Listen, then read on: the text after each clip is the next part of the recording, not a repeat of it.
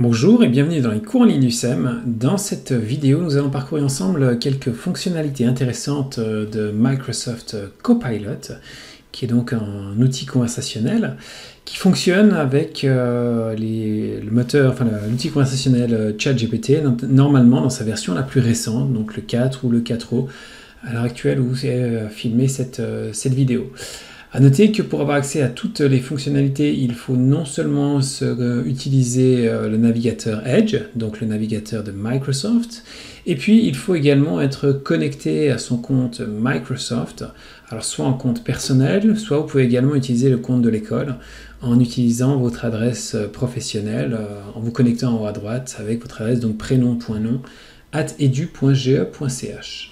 Quand vous arrivez sur la page du moteur de recherche Copilot, vous avez les recherches traditionnelles, comme c'est le cas dans Google, et vous avez aussi la possibilité d'accéder à Copilot en cliquant ici. Et on se retrouve ici vraiment dans cette interface qu'on a déjà pu voir à différentes reprises, d'un robot conversationnel à qui on peut poser toute une série de questions.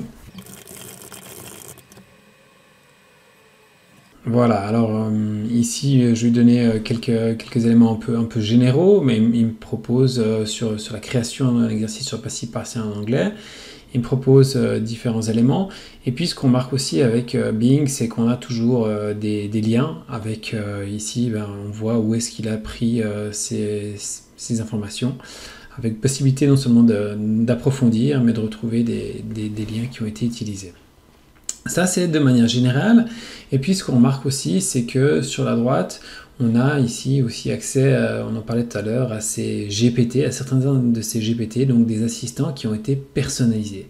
Ce qui est par ailleurs intéressant, c'est que vous pouvez notamment aussi, grâce à Copilot, générer des images, et ceci sans forcément avoir au préalable une version payante, même s'il y a une version payante qui existe. Ici, on utilise la version gratuite. On peut en effet aussi ajouter des images ou discuter par la voix, interagir par la voix, ce qui peut être pertinent à différentes fins.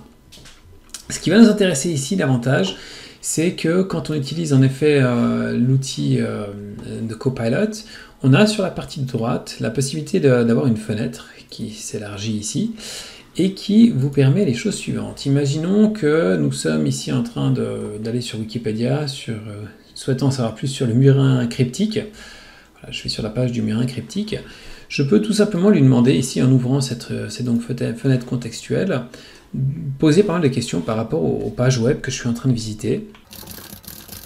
Alors, typiquement ici, je lui demande de résumer la page web ici, que je suis en train de visiter. Donc ça permet d'interagir directement avec le contenu de ce que vous êtes en train de regarder sans avoir besoin au préalable de faire un copier-coller de texte.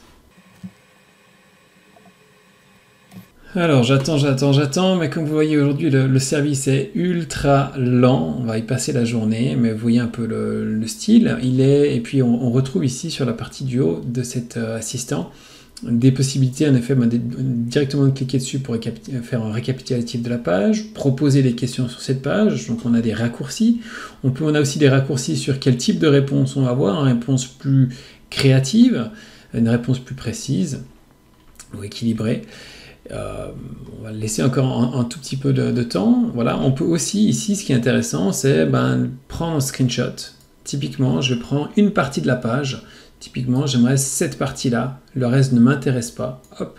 Et puis, c'est sur cette partie-là que je peux poser mes questions. Je ne comprends pas ce paragraphe. Peux-tu me reformuler ce paragraphe? Ce qui ici laisse plein de possibilités. On peut faire la même chose aussi avec des images. Peux-tu m'expliquer ce que je vois ici sur cette image? Donc, voilà. Ce qui permet vraiment ces interactions directes avec tout le contenu du web. Peux-tu me créer un exercice, etc., etc. Ou me traduire ces parties. Donc là, on est en mode conversation. On a aussi un mode rédaction dans lequel je peux aller. Et puis, je peux lui demander, m'écrire ici, peux-tu me rédiger X ou Y? Et là, on a de nouveau ces tons, possibilité de ton, possibilité aussi de format, savoir s'il écrit un mail, des idées, un article de blog, etc., la longueur. Et puis, on peut ensuite interagir directement avec la machine.